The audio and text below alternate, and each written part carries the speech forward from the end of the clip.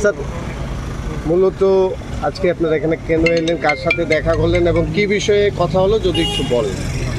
আমরা প্রদেশ কংগ্রেস জাতীয় ক্ষেত্রের গুরুত্বপূর্ণ বিষয়গুলির সাথে রাজ্যের জনস্বার্থ সম্পর্কিত বিষয়গুলি নিয়ে আমরা ধারাবাহিকভাবে রাজ্য জুড়েই আমরা আন্দোলনের ময়দানে আছি।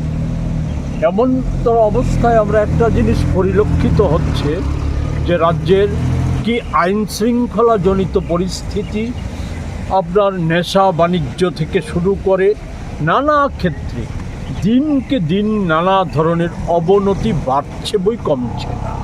এবং এর পেছনে আমরা দেখছি যে নানাভাবে প্রভাবশালী অংশ নানাভাবে এই সমস্ত সমাজদ্রোহী কার্যকলাপ, নেশা কারবার, এই সমস্ত কিছুকে উৎসাহিত করছে। বিশেষ করে শাসক দলের একাংশের নেতা, প্রাক্তন মুখ্যমন্ত্রী সহ তাদের যে বক্তব্য, এই বক্তব্যগুলি সেখানে শাসক দলের দুষ্কৃতিকারীদেরকে উৎসাহিত করছে। এর ফলে এই সময়ে রাজ্য জুড়েই কংগ্রেসের দলীয় কর্মসূচি, এমনকি বিধায়ক, আমাদের বিধায়কদের যে কর্মসূচি, এগুলি আক্রান্ত হচ্ছে। বিধায়কের বাসভবন আক্রান্ত সহ আমাদের অফিস আক্রান্ত হচ্ছে। গত পরশুও শান্তির বাজারের মতো জায়গায়, সেখানে আমাদের যে অফিসটা আগেই পুড়িয়ে দেওয়া হয়েছে, সেই জায়গায় একটা অনুষ্ঠানের সাজসজ্জা করা হয়েছিল, এই সমস্ত কিছুকে ধ্বংস করে দেওয়া হচ্ছে। এই জাতীয় ঘটনা আমি বিস্তারিত বলতে চাই না।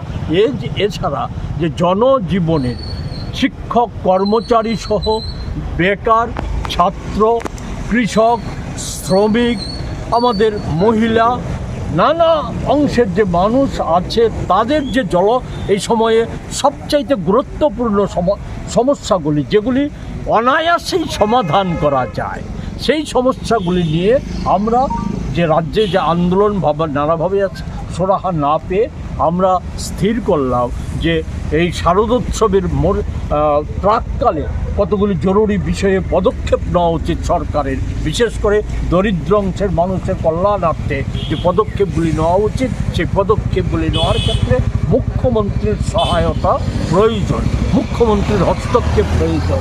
এই প্রয়োজনীয়তার কথা অনুভব করে আমরা প্রদেশ কংগ্রেসের পক্ষ থেকে আমাদের সভাপতি গত 2 দিন আগে মুখ্যমন্ত্রীকে চিঠি দিয়ে আবেদন করেছিলেন যে আমাদের একটা প্রতিনিধি দল এই সমস্যাগুলি নিয়ে ওনার সাথে দেখা করতে চায়। যথারীতি উনি সাথে সাথে একদিন বাদেই উনি চিঠির প্রত্যুত্তরে আমাদেরকে সময় নির্ধারিত করে দেন। সেই উদ্দেশ্যেই আজকে আমরা আমাদের এখানে আসা। আমি কথা বেশি বাড়াবো না। আমরা সেখানে বলেছি, ওনাকে বলেছি যে এই মুখ্যমন্ত্রীর চেয়ার এটা নির্দিষ্ট একটা দলের চেয়ার না। এছাড়া আমরা যেটা বলার চেষ্টা করেছি সেটা হচ্ছে এই যে উনি ওই প্যারাসুট ড্রপার নয়। এই রাজ্যে উনি জন্মগতভাবে এবং শিক্ষাগতভাবে ওনার যে পেশাগতভাবে যে ওনার পরিচিতি, সেই পরিচিতির সুবাদেই উনি রাজ্যে এবং আগরতলা, বিশেষ করে আগরতলায় উনি পরিচিত। ফলে সেই জায়গায় দাঁড়িয়ে উনি কোনো একটা দলের বা নির্দিষ্ট কিছু লোকের মুখ্যমন্ত্রী না হয়ে রাজ্যের মুখ্যমন্ত্রী হয়ে এই সমস্যাগুলি সমাধানের ক্ষেত্রে উনি কার্যকরী পদক্ষেপ নেবেন, এই বিশ্বাস আমাদের আছে।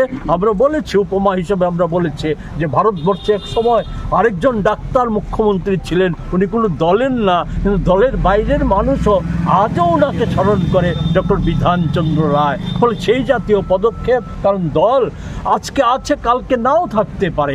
বিজেপির দল আজকে যে এই 8 বছর আগে মাত্র তো 1.5% ভোটের অধিকারী ছিলেন। তাই আমাদের দাবিগুলি সম্পর্কে উনি একটি সম্পর্কেও দ্বিমত পোষণ করেননি, আমাদের বক্তব্য সম্পর্কেও উনি দ্বিমত পোষণ করেননি। উনি বলেছেন ওনার সাধ্যের মধ্যে যেগুলি আছে সেগুলি উনি সুরাহা করার চেষ্টা করবেন। কিছু বিষয় আছে দিল্লির সহযোগিতা প্রয়োজন, সেই বিষয়গুলি সম্পর্কে আমরা ওনাকে বলেছি যে দিল্লির দরবারে আমরা তো নিতে পারবো না, আপনি নিয়ে যাবেন। উনি স্বীকার করে নিয়েছেন যে সরকারের তরফ থেকে উনি সেগুলি দিল্লির দরবারে নিয়ে যাবেন।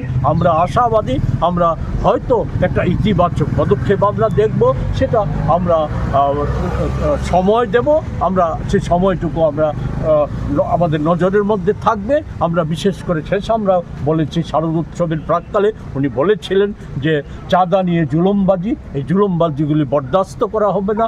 আমি ওনাকে ধরিয়ে দেওয়ার চেষ্টা করেছি যে উনি বলা সত্ত্বেও ইতিমধ্যেই শুরু হয়ে গেছে জুলুমবাজি, নানান নিদর্শন আপনাদের মাধ্যমে রাজ্যবাসী জানতে পারছে। উনি বলেছেন যে হ্যাঁ আমি অবগত আছি, এই রোগ সারাই করতে হয়তো সময় লাগবে, কিন্তু এটা যাতে আর না বাড়ে, এটা যাতে কমানো যায় সেই পদক্ষেপগুলি উনি গ্রহণ করবেন বলে আমাদেরকে আশ্বস্ত করেছেন।